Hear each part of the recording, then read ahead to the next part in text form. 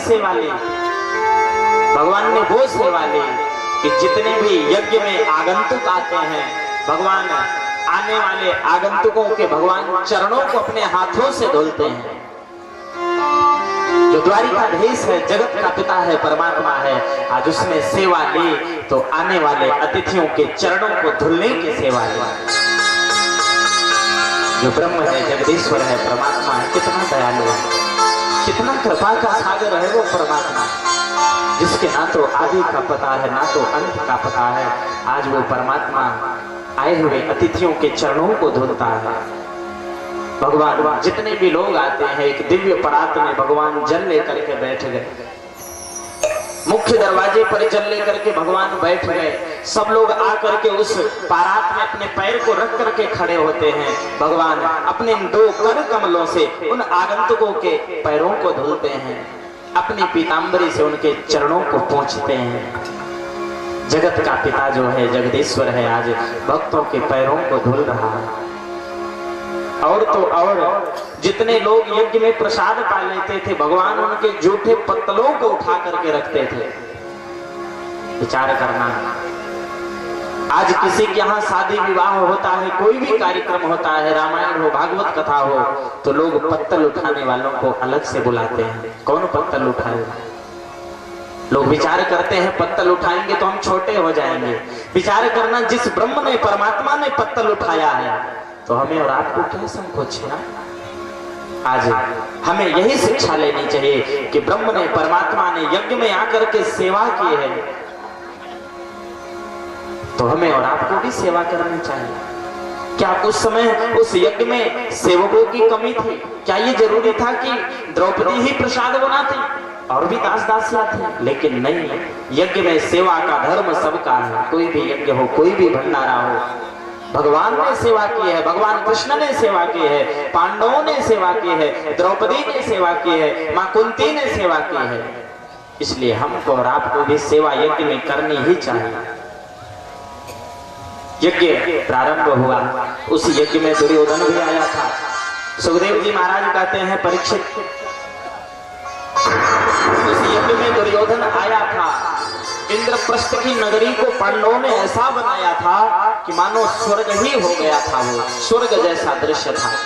सुखदेव जी महाराज कहते हैं, परीक्षित, उसी यज्ञ में दुर्योधन आया था। पृथ्वी ऐसी थी, ऐसा सुंदर दृश्य बना था, जहां जल था वहां दुर्योधन को भूमि दिखाई देता था, जहां भूमि थी वहां दुर्योधन को जल दिखाई दिया। दुर्योधन भूमि वाली जगह पर जल था, भूमि जान करके पैर रखा, लड़खड़ा करके दुर्योधन गिर गया। द्रौपदी को हंसी आ गई और थोड़ी हंसी का कारण यह हुआ, परीक्षित, कितना बड़ा महाभारत का युद्ध हुआ।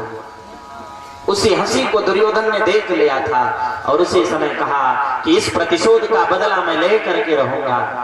आज उसी प्रतिशोध का बदला पांडवों से दुर्योधन ने लिया। महाभारत का युद्ध हुआ। वर्णन आता है, दुर्योधन ने सब कुछ जीत लिया था, पांडवों का कुछ नहीं बचा था। भगवान प्रस्ताव लेकर के दुर्योधन के पास पहुंचे। दुर्योधन, देख, युद्ध करना कोई ठीक कार्य नहीं है। महाभारत से पहले भगवान ने दुर्योधन को शिक्षा दी थी, लेकिन दुर्योधन ने कहा कि प्रभु, मैं पांडवों को एक सुई की नोक के बराबर भी भूमि नहीं दूंगा बिना युद्ध के। भगवान ने कहा, दुर्योधन, युद्ध कोई खेल नहीं है, कोई कहानी नहीं है। दुर्योधन, मेरी बात को मान ले। दुर्योधन भगवान की बात को नहीं माना। भगवान वापस चले आते हैं द्वारिका में। सुखदेव जी महाराज कहते हैं, परीक्षित, जैसे ही भगवान द्वारिका में वापस आए कि दुर्योधन सहायता लेने के लिए आया, और उसी समय अर्जुन भी आते हैं। लेकिन जब दुर्योधन द्वारिका में पहुंचा तो दुर्योधन जाकर के भगवान श्री कृष्ण के सिर के पास में बैठा और अर्जुन जाकर के भगवान कृष्ण के चरणों के पास में बैठे। दुर्योधन के मन में अहंकार था कि मैं बड़ा हूं, मैं पहले आया हूं, तो इनके सिरहाने के पास मैं बैठूंगा। अर्जुन हमेशा प्रभु की भक्ति करते थे, प्रभु की शरणागति को स्वीकार करते थे, इसलिए अर्जुन चरणों के पास में जाकर के बैठे। भगवान शयन कक्ष में थे, भगवान की नींद खुली, भगवान ने दोनों को देखा, दोनों का स्वागत किया, दोनों ने अपना अपना प्रस्ताव रखा। दुर्योधन ने कहा, प्रभु मैं आपसे सहायता के लिए आया हूँ, युद्ध होगा, प्रभु मैं आपसे सहायता लेना चाहता हूँ। भगवान ने सबसे पहले अपने प्रस्ताव रखा। भगवान ने कहा, दुर्योधन मैं युद्ध में भाग अवश्य लूंगा, लेकिन एक तरफ मेरी सेना रहेगी और एक तरफ मैं सारथी बन करके रहूंगा। दुर्योधन ने कहा, प्रभु मैं सबसे पहले आपके पास आया हूँ, इसलिए प्रथम अधिकार मेरा है कि मैं सबसे पहले आपसे मांगूंगा सहायता। भगवान ने कहा, ठीक है तो पहले मांगे। दुर्योधन को विश्वास नहीं था कि ये ब्रह्म है, जगदीश्वर है। दुर्योधन ने कहा, प्रभु, दुर्योधन ने अपने मन में विचार किया कि ये युद्ध में एक तरफ इनकी सेना रहेगी और दूसरी तरफ ये सारथी बन करके रहेंगे, ये शस्त्र भी नहीं उठाएंगे, तो इनको लेने से क्या मतलब है। इसलिए दुर्योधन ने कहा, प्रभु कि मुझे तो आपकी सेना चाहिए। भगवान ने सहर्ष अपनी सेना दुर्योधन को दे दी और भगवान अर्जुन के रथ को हाँकते हैं। सुखदेव जी महाराज कहते हैं, परीक्षित, परम पिता परमात्मा की कृपा से, भगवान कृष्ण की कृपा से तुम्हारे बाबा पांडवों ने विजय श्री का प्राप्त किया, दुर्योधन को युद्ध में पराजित किया। और परीक्षित, तुम्हारे बाबा को यह विश्वास था कि कृष्ण कोई साधारण नहीं है, ब्रह्म है, जगदीश्वर है, इसलिए कृष्ण को ईश्वर मान करके, जगदीश्वर मान करके, परमात्मा मान करके उनकी भक्ति की, उनकी सेवा की, जिसके कारण तुम्हारे बाबा पांडवों को विजय श्री मिला। और जब मेरे स्वर्गारोहण की बात को सुना, प्रभु के स्वर्गारोहण की बात को जब पांडवों ने सुना, तो सब कुछ छोड़ करके पांडव परीक्षित को राज्याभिषिक्त कर देते हैं। और परीक्षित, तुम्हें राज्याभिषिक्त करने के बाद तुम्हारे बाबा चले गए, मोक्ष की गति को प्राप्त किए परीक्षित, और तुम्हारे द्वारा अपराध हुआ है, तुमने ऋषि के गले में मरे हुए सर्प को डाला है, 7वें दिन तुम्हारी मृत्यु होगी, इसमें संदेह नहीं है। श्री सुखदेव जी महाराज इस प्रकार से बड़ा ही सुंदर वर्णन करते हैं। सुखदेव जी महाराज ने कहा, महाभारत का युद्ध बड़ा ही विचित्र हुआ परीक्षित, बिना किसी विशेष कारण के दो परिवारों का युद्ध हुआ। कौरवों ने द्वेष किया, पांडव आधे राज्य के अधिकारी थे, उन्हें नहीं मिला, लेकिन जो श्री कृष्ण रूपी नौका का आश्रय लेता है उसे संसार में सब कुछ मिल जाता है। श्री सुखदेव जी महाराज बड़े ही अद्भुत भाव से परीक्षित को श्रीमद् भागवत महापुराण की कथा सुनाते हैं। सुखदेव जी ने अपने अद्भुत भाव से भगवान की महिमा का गान किया। परीक्षित प्रेम पूर्वक मन को केंद्रित करके भगवान की शरण में लगा करके भगवत कथा सुनते हैं। श्री सुखदेव जी महाराज ने कहा, परीक्षित, आज मैं तुम्हें एक बड़ा ही सुंदर प्रसंग सुनाऊंगा। कृष्ण जैसा करुणा का सागर संसार में कौन हो सकता है। सुखदेव जी महाराज कहते हैं, परीक्षित, भगवान श्री कृष्ण के एक बचपन के मित्र हैं, बचपन के सखा हैं, जिनका नाम है सुदामा। हमने अपने सुदामा जी के विषय में खूब सुना है। श्री सुखदेव जी महाराज वर्णन करते हैं, परीक्षित, कृष्णस्यासे सखा कश्चित् ब्राह्मणो ब्राह्मवेत्तमा विरक्त इंद्रियार्थेषु प्रसन्नात्मा इव द्विज। श्री सुखदेव जी महाराज कहते हैं, परीक्षित, भगवान कृष्ण के सखा हैं सुदामा, बचपन से ही विरक्त थे, इंद्रियों के ऊपर सुदामा जी ने विजय प्राप्त किया। कृष्ण स्यासी सखा कश्चित् ब्राह्मणो ब्रह्मवित्तमः विरक्त इंद्रियार्थेषु, अपने इंद्रियों पर उन्होंने विरक्ति प्राप्त की थी। प्रशांतात्मा जितेंद्रियः, हमेशा प्रसन्न रहते थे, जितेंद्रिय थे। लोग कहते हैं कि सुदामा दरिद्र थे, लेकिन भागवत में श्री सुखदेव जी महाराज ने एक जगह भी ऐसा वर्णन नहीं किया कि सुदामा दरिद्र थे। दरिद्रो यस्तु संतुष्टो, जिसके जीवन में संतोष नहीं है, असंतोषी व्यक्ति है, वही दरिद्र है। और को धन चाहे बावरी, ब्राह्मण को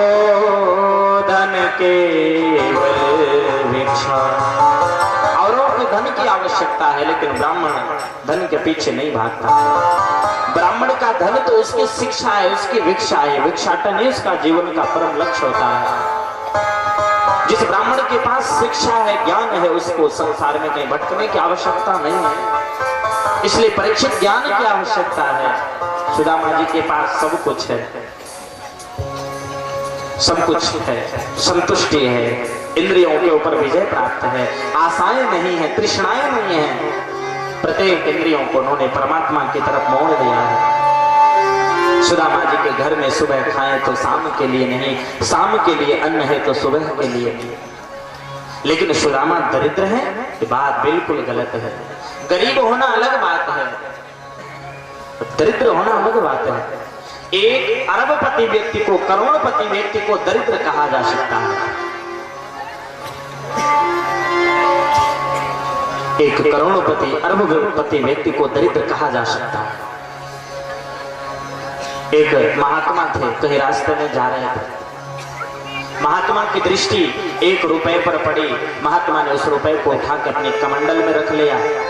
लोगों ने कहा, बाबा आप महात्मा हो, आप ये रुपया लेकर के क्या करोगे? बाबा जी ने कहा, कोई दरिद्र व्यक्ति मिलेगा उसे 1 रुपया दे दूंगा। ये रुपया मेरे काम का नहीं, कोई दरिद्र व्यक्ति मिलेगा उसे ये 1 रुपया मैं दे दूंगा। बड़ा सुंदर प्रसंग, ध्यान से सुनना। महात्मा उस रुपए को लेकर के बहुत से तीर्थों में गए, बहुत से गरीबों की झोपड़ी में गए, झोपड़पट्टी में गए, लेकिन कोई दरिद्र नहीं मिला। वही महात्मा एक दिन जा रहे थे पूर्व दिशा में। पूर्व दिशा से एक बहुत बड़ी सेना आ रही थी। मारो, काटो, पीटो, छोड़ो, आवाज आ रही थी। सैनिकों ने कहा, बाबा रास्ता छोड़ दो। बाबा ने पूछा, भाई बात क्या है? बोले, पूर्वी देश के राजा ने पश्चिमी देश के राजा के ऊपर आक्रमण कर दिया है। क्यों? बोले, जो पश्चिमी देश का राजा है वो कमजोर हो गया है। पूर्वी देश का राजा उसके ऊपर आक्रमण करके पश्चिमी देश के राजा के ऊपर उसका संपूर्ण धन ले लेगा, उसके राज्य को छीन लेगा। बाबा किनारे हो गए।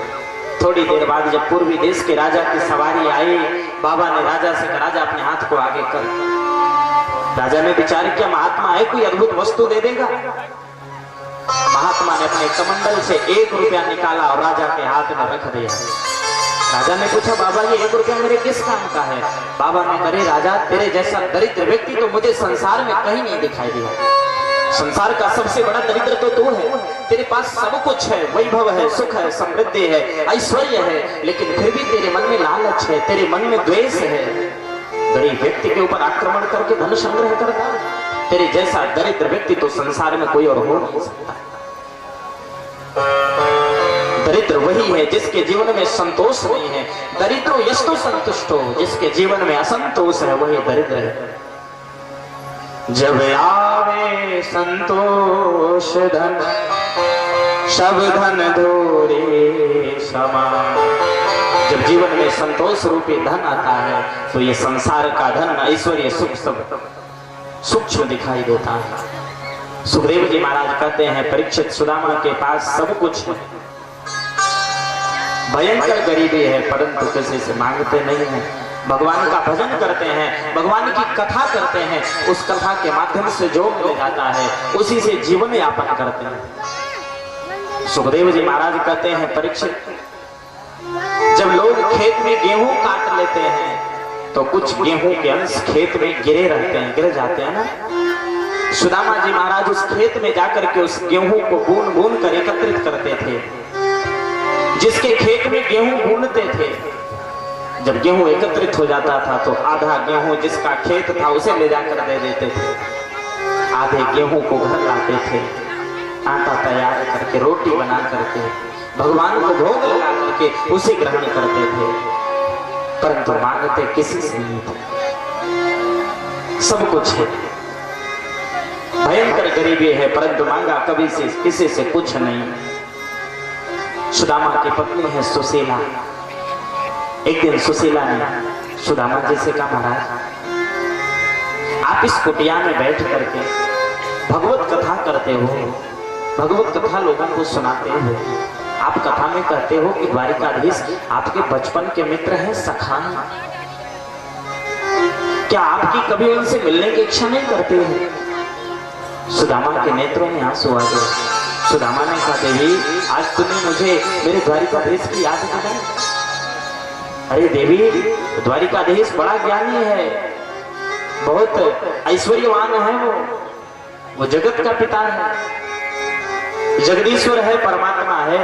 संसार में उसके कितना करुणा निधान कौन हो सकता है। भगवान कृष्ण साक्षात करुणा निधान है। किसी संत ने बड़ी सुंदर पंक्तियां लिखी हैं। अरे करुणा निधान रउआ, करुणा निधान रउआ, जगत के दाता में। करुणा निधान रउआ, जगत के दाता में। करुणा निधान रउआ, जगत के दाता में। जगत के निधान रउआ, जगत के दाता में। श्री भगवान रउआ, जगत के दाता में।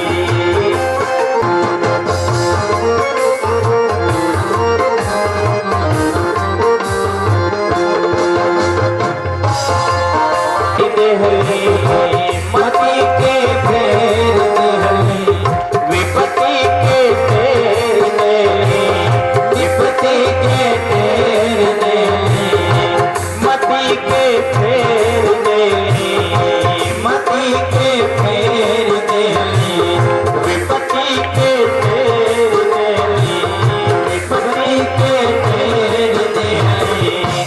श्री भगवान रउआ, जगत के दाता में। श्री भगवान रउआ, जगत के दाता में। करुणा निधान रउआ, जगत के दाता में। करुणा निधान रउआ, जगत के दाता में। जय हो श्री राधे।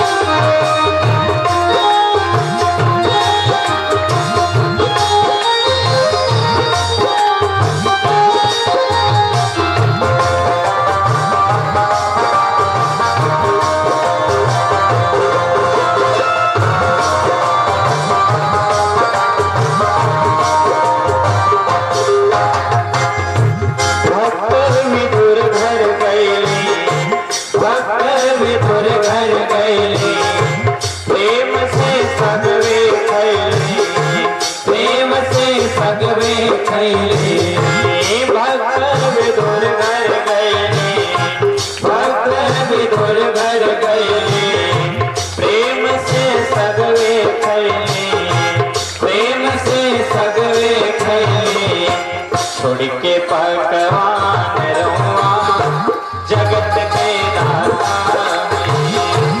छोड़ पकवान रउआ, जगत के दाता में। छोड़ पकवान रउआ, जगत के दाता में। करुणा निधान रउआ, जगत के दाता में। करुणा निधान रउआ, जगत के दाता में।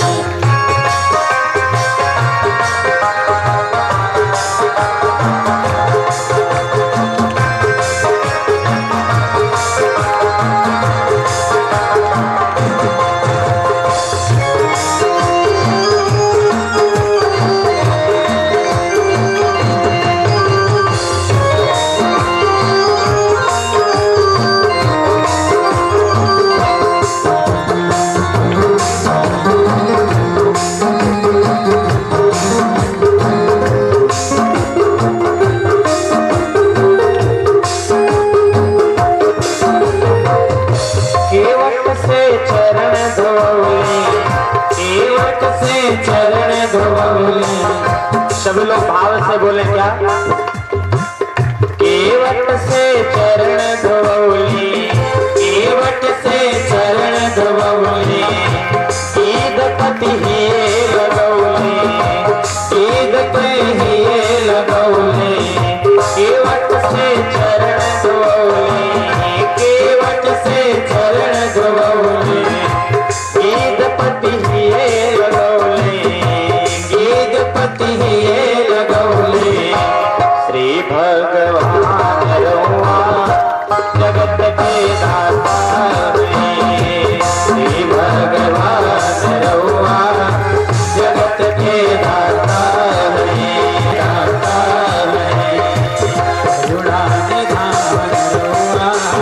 जगत के